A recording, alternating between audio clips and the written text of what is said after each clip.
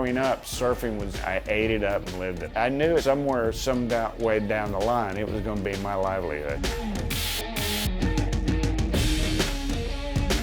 God, surfing, and family. That's what we're about. God gave us the ability to build these and to do what we love to do for a living. And we're both on the same mission. We're a team. My name is Kenny Brill. My name's Sean O'Donnell, and our home is Wilmington, North Carolina.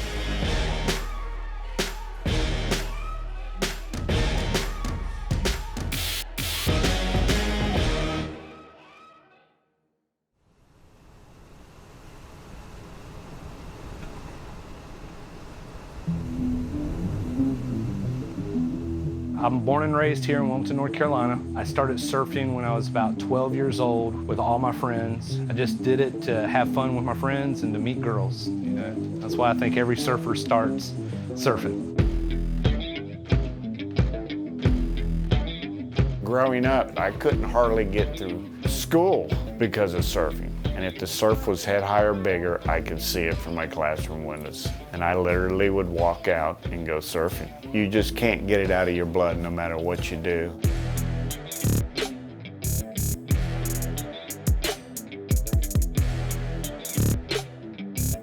I was 17 years old, I quit high school, and I walked into this surf shop and the guy looked at me and said, well, you're gonna be a pro surfer. You can't even win every contest locally.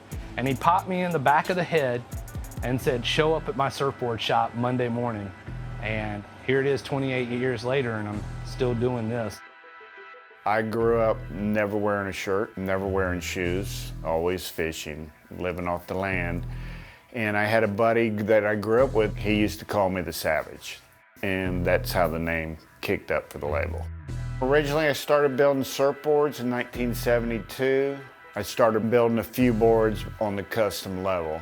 And at that time, I started bringing them down to Sean, who was Wrightsville Glassing. And we decided to team up and start producing the boards on a little bit larger scale.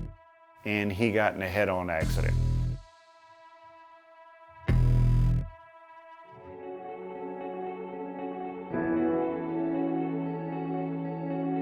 2014, I was in a very severe car accident. I spent almost 5 months in a medical chair. I had just met Kenny about probably 5 to 6 months before that, and I was doing work for him. And I believe it's a God thing. Kenny lives an hour and a half away, drove here every day and ran my surfboard factory for me while I was healing and didn't charge me one dime, nothing. It just showed me how much this guy cared. And I mean, he would come in, tell me what was going on day to day, and just tell me to focus on healing.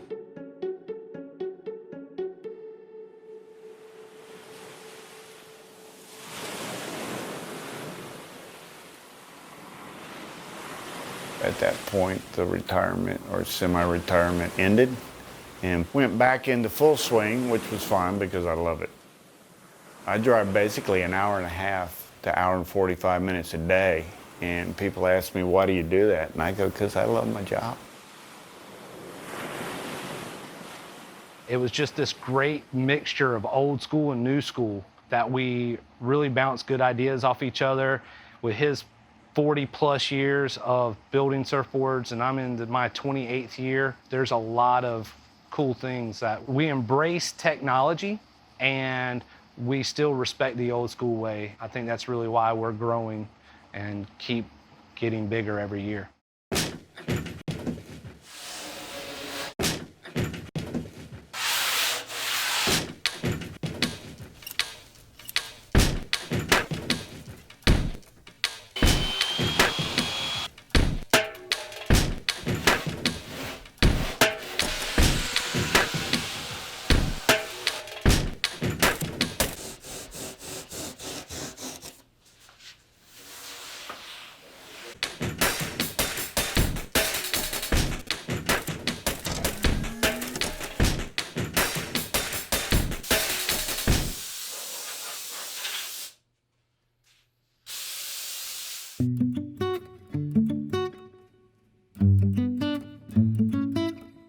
Every dollar I bring in here I consciously tried to buy locally, and I mean from our fiberglass cloths, our resins, our foam, and I know if I'm buying it locally, that money's circulating back into the community. It's going right here within North Carolina. To me, it's a 360 circle. I believe that we all have a duty to help make our economy grow strong. Building surfboards and deadlines and paying bills, that stress can be real sometimes. Man, my whole life, I don't even feel like I've ever had a job. But at the end of the day, I get to make surfboards. So it's awesome. I love it. It's honoring, it's humbling to be able to build something that you create through your mind that then is gravitated from eyes to your hands to then be able to craft that project and then be able to watch somebody else take that piece of material that you've carved and finished and watch them gravitate and then enhance the same joy, the same excitement that you've been able to do surfing. Now they get to do it, and they're doing it through something you created.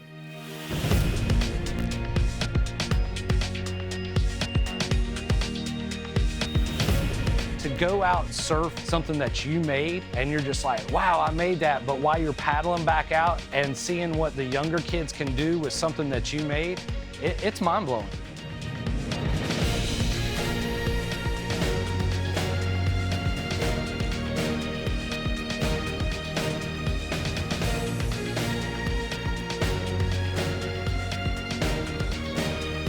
And I think the last part of my legacy in this industry is I would like to know that everything I was taught, that I would like to pass on to them. Because I don't believe it's mine to keep. I believe it's mine to continue to hand on to the next person.